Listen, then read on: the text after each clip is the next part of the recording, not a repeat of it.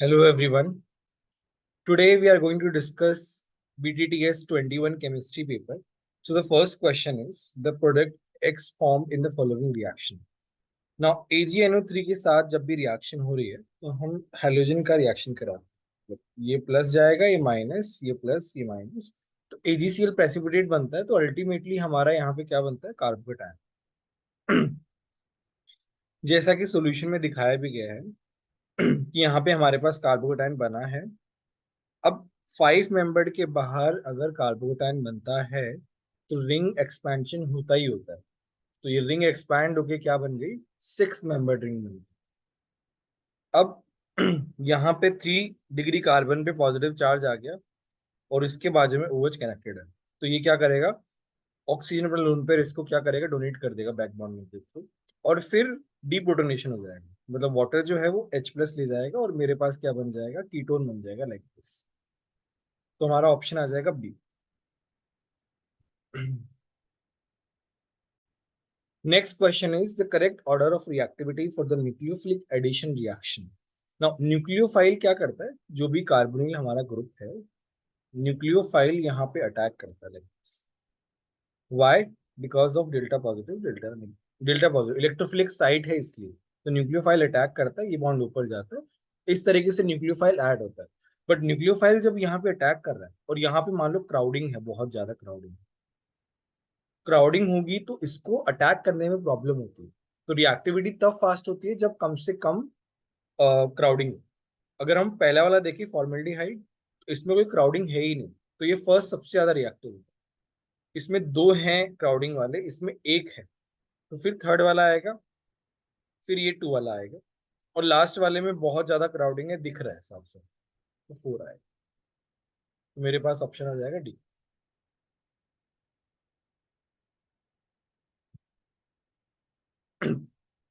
अच्छा, नेक्स्ट है an organic compound upon reacting with NH3 gives Q. On heating, Q gives R. R in the presence of KOH reacts with Br. ये वाले जो reaction है ये amide से amine में कन्वर्ट करता है. हॉफमैन ब्रोमामाइड डिग्रेडेशन है. ठीक है. तो इसका मतलब CONH2 बन रहा है टू गिव इथाइल अमाइन. तो हमारे पास क्या हो रहा है कि इथाइल तो है ही, और इथाइल के साथ साथ क्या बनेगा? अमाइड बनेगा. तो मतलब हमारे पास जो आर है वो ये बन रहा है. इसका मतलब ऑर्गेनिक कंपाउंड जो है ये कब बनता है? जब हमारे पास ऐसा एसिड हो. ये हमारे पास एसिड है, कार्बोक्सिलिक एसिड. इसको जब हम NH3 के साथ रिएक्ट कराते हैं तो सबसे पहले एसिड बेस रिएक्शन होती है. हमारे पास ऐसा सॉल्ट बनता है. ठीक है. उसको जब हम हीट करते हैं तो OH हटके क्या आ जाता है? NH2 आ जाता है, अमाइड बन जाता है हमारे पास. फिर उसके बाद हॉफमैन ब्रोमामाइड डिग्रेडेशन रिएक्शन हो गई, अमाइड से अमाइन बन गई.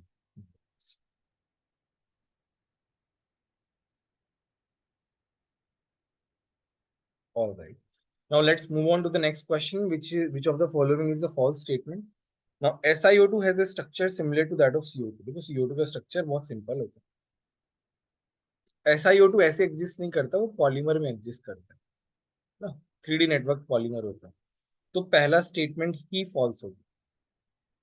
बाकी स्टेटमेंट आप देख सकते हो. Now natural Si exists only in the combined state.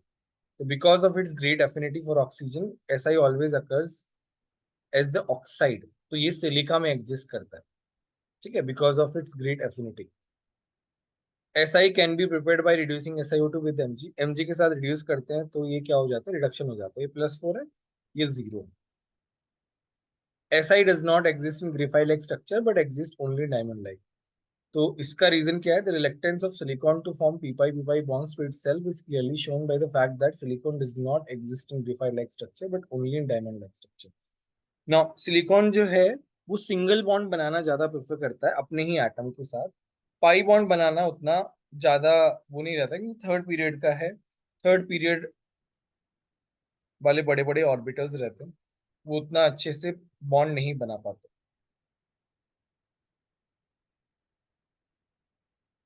Next है which of the following graph correctly represent the variation of particle momentum associated with de Broglie wavelength. Now lambda का formula क्या होता है? H/P. तो P into lambda is equal to H. ये क्या हो गया, रेक्टेंगुलर हाइपरबोला हो गया। डी ऑप्शन आ जाएगा, रेक्टेंगुलर हाइपरबोला।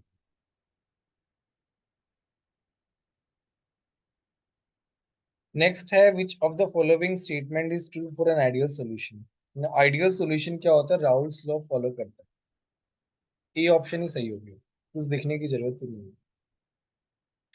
नेक्स्ट है, how would you expect the bond strength to change in the series C2 to C2 minus to C2 2 minus। ठीक है, C2 का बॉन्ड ऑर्डर 2 आता है,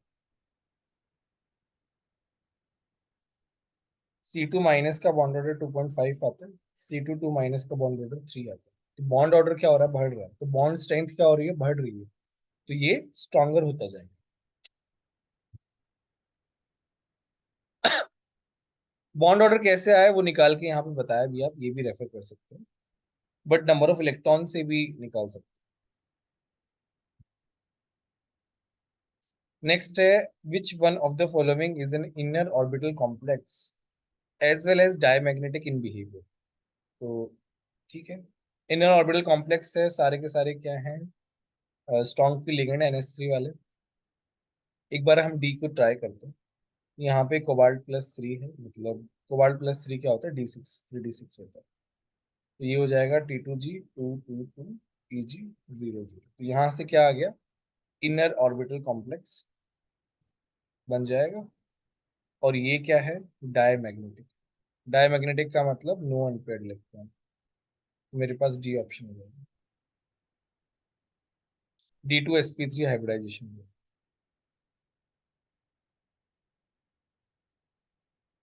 नेक्स्ट है, FeCl3 प्लस पोटेशियम थायोसाइनेट। इसकी रिएक्शन से हमको क्या मिलता है, ब्लड रेड कलरेशन मिलता है। Blood red, very important reaction, किया जाएगा। Which of the following can react with both HCl acid and base। तो एम्फोटेरिक ऑक्साइड, तो एम्फोटेरिक तो ये भी है, ये भी है, और ये भी है। ऑल ऑफ दीज आ जाएगी। Very very important question, amphoteric का पता होना चाहिए।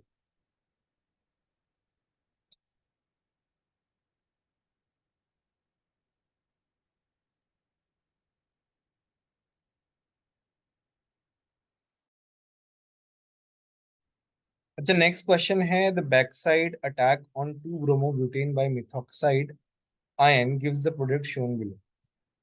तो ये 2 bromobutane है बाय methoxide, तो हमारे पास let's say 2 bromobutane।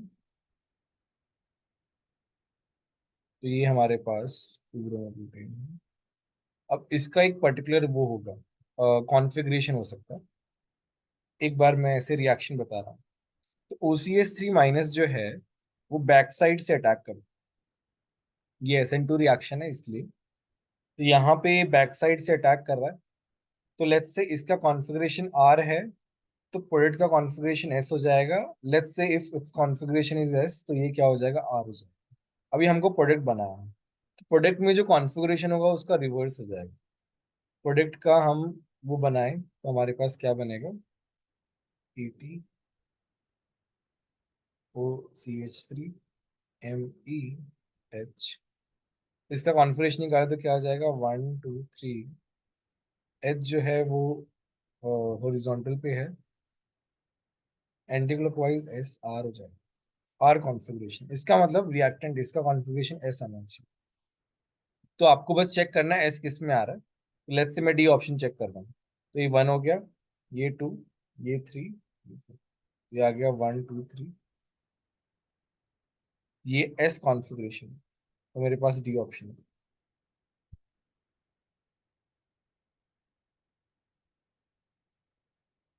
Now next आता है IUPAC name of the following. तो देखो इसमें जो प्रायोरिटी ग्रुप है, प्रिंसिपल फंक्शन ग्रुप है, दैट इज कार्बोक्सिलिक एसिड 1 2 3 4 और 5। ऐसे आएगा।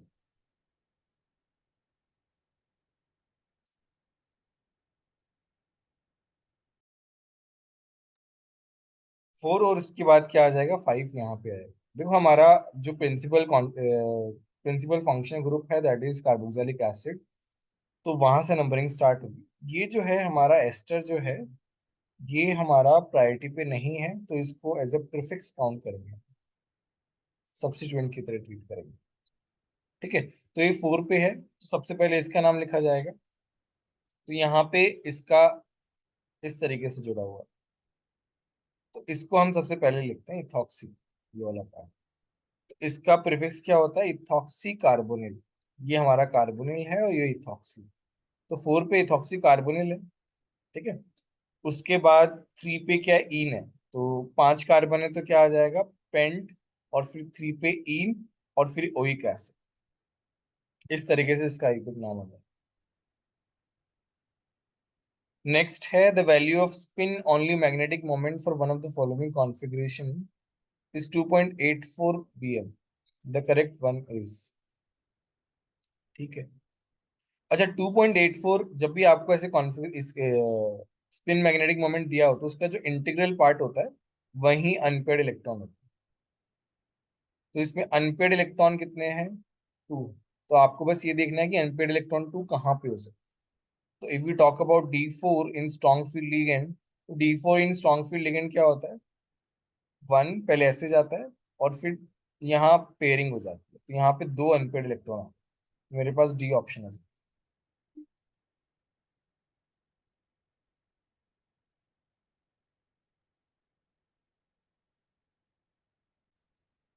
अच्छा, इन क्वेश्चन नंबर 14, इसमें आपको दो इक्विलिब्रियम दिए हुए, और पूछा है कि एट पीएच 6.4 कौन सा ट्रू है।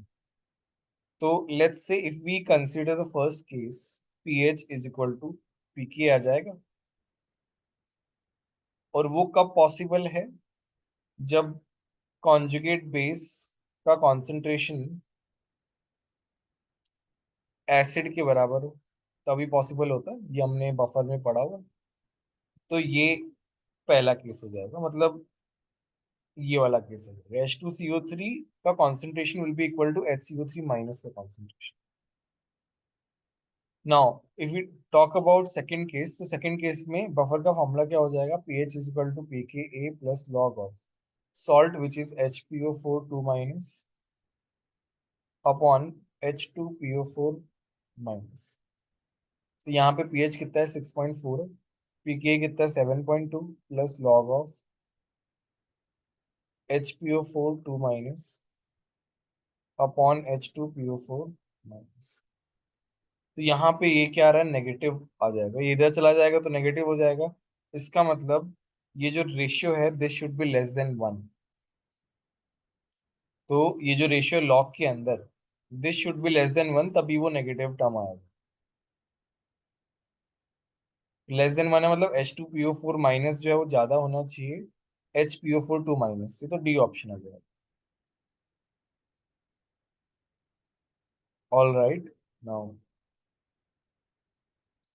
Next question is lassaigne's test used in qualitative analysis to detect. तो नाइट्रोजन के लिए भी यूज किया जाता है, जैसे यहाँ पे बताया गया है। सल्फर के लिए भी यूज किया जाता है, और हेलोजन के लिए भी यूज किया जाता है। तो ऑल ऑफ दीज हो जाएगा। Very easy question. Now next है the decreasing order of second ionization energy of potassium, calcium, barium. Now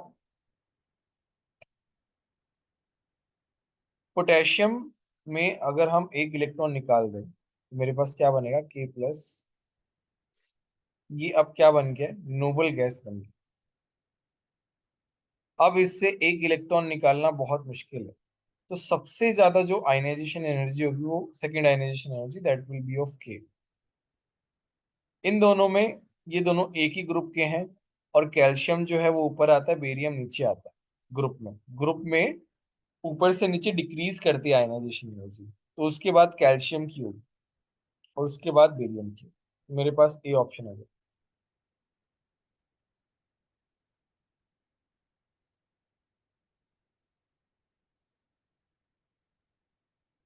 next है, which of the following pairs form the same ओसा जोन। तो ओसा जोन में जो है, आपका C1 एंड C2 कॉन्फ़िगरेशन जो है वो, वहां पे डिफरेंस आता है। वहां पे सेम, मतलब ओसाजोन से रिएक्ट कराने के बाद वहां पे सेम टाइप का ग्रुप लगता है। तो इसमें क्या है ना, C1 एंड C2, मतलब ग्लूकोज जो है C1 पे डबल बॉन्ड ओ रहता है, फ्रुक्टोज में C2 पे डबल बॉन्ड ओ रहता है।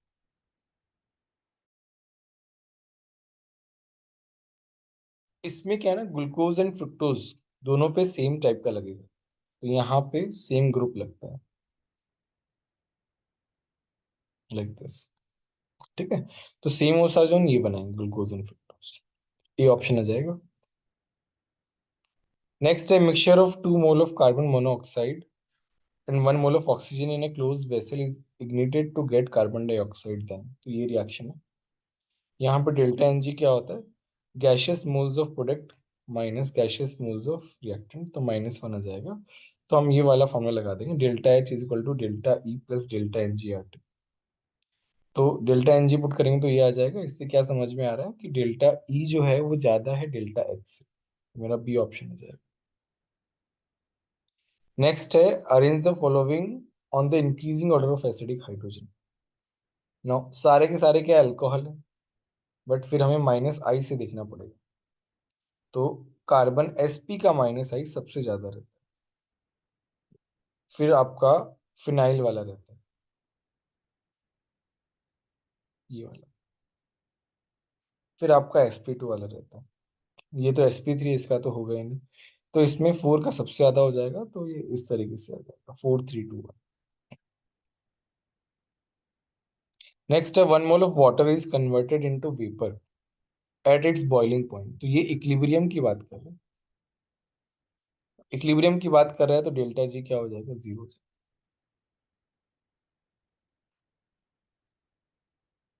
नेक्स्ट इज, आपको क्या दिया हुआ है, इथाइल अल्कोहल दिया हुआ प्लस KMnO4, ये रिएक्शन है, अनबैलेंस रिएक्शन है। 5 gram of the ethanol and excess amount of aqueous KMnO4 reacted, इसका मतलब ये LR है। एंड 5.5 ग्राम ऑफ, ये रिजल्ट आता है। What is the percentage yield in the nearest integer. तो इल्ड हम कैसे निकालते हैं, देखो ये तो हमें मास का मास ऑफ प्रोडक्ट मिल रहा है, बट यहाँ से कितना मिलना चाहिए वो हमें निकालना पड़ेगा। तो इथेनॉल की मोल निकाल के हमें निकालना पड़ेगा। ठीक है, आप इसे बैलेंस आउट करोगे तो मेरे पास क्या आ जाएगा, यहाँ पे 3 3 आ जाएगा। तो मतलब दोनों के सेम कॉफिशिएंट है, तो दोनों की मोल्स भी सेम होंगे। तो हम क्या निकालेंगे, मोल्स ऑफ मिथेनॉल इथेनॉल। तो वो क्या हो जाएगा, mass upon molar mass which is 46, and these mole will be equal to moles of HC2H3O2। ये आ गए यहाँ पे, तो थियोरेटिकल मोल्स आ गए, थियोरेटिकल मास आ गया, लाइक दिस।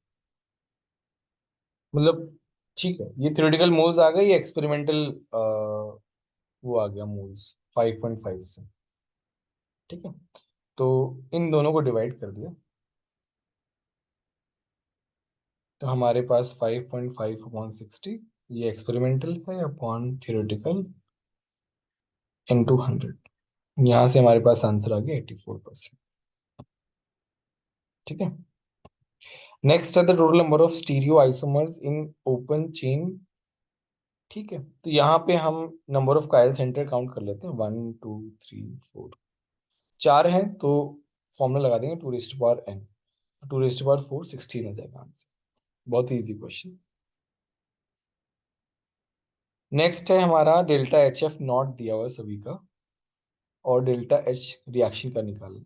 तो हम क्या करते हैं, प्रोडक्ट माइनस रिएक्टेंट करते हैं। तो प्रोडक्ट में N2O है, तो N2O का, फिर 3 मोल्स ऑफ CO2 है, तो 3 टाइम्स CO2 का, -2 टाइम्स NO2 का, और 3 टाइम्स CO। वैल्यूज पुट कर दिया, आंसर निकाल दिया, बहुत easy question. The maximum number of electrons with n equal to 3, l equal to 3। Now l equal to 3 का मतलब है f, तो हम 3f की बात कर रहे हैं, 3f एग्जिस्ट ही नहीं करते, तो आंसर क्या आ जाएगा, 0 आ जाएगा। तो f तो 4 से स्टार्ट होता है। नेक्स्ट है 500 ग्राम टूथपेस्ट सैंपल है 0.2 gram fluoride concentration. What is the concentration of fluoride in terms of ppm level. तो पी,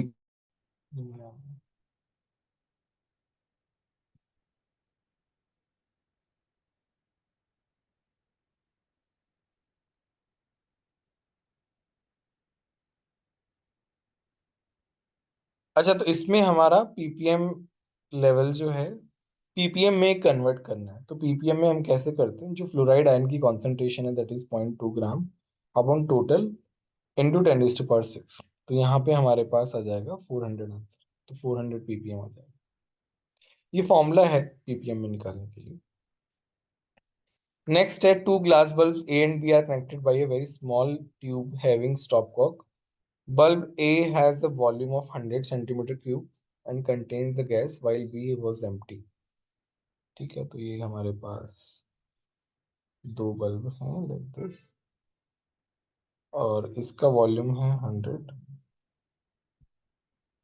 बी खाली है। On opening stopcock the pressure fell down to 40%। ठीक है, the volume of the bulb B must be, volume निकालना।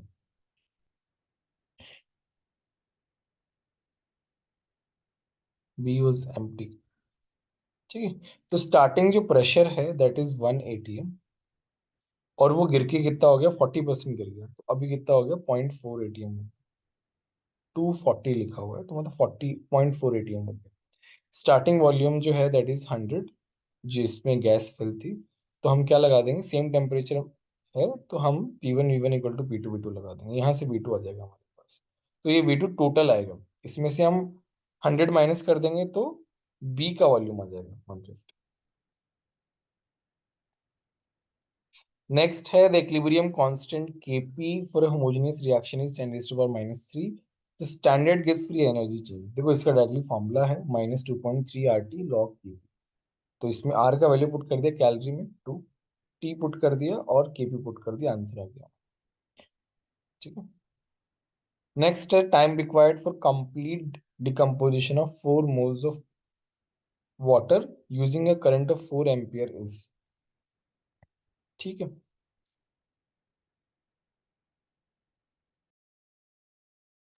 अच्छा अभी बोला time required पूछा है। ठीक है, तो 1 मोल ऑफ वाटर का जब हम वैलेंसी फैक्टर निकालते हैं तो वो 2 आता है डिकम्पोजिशन का।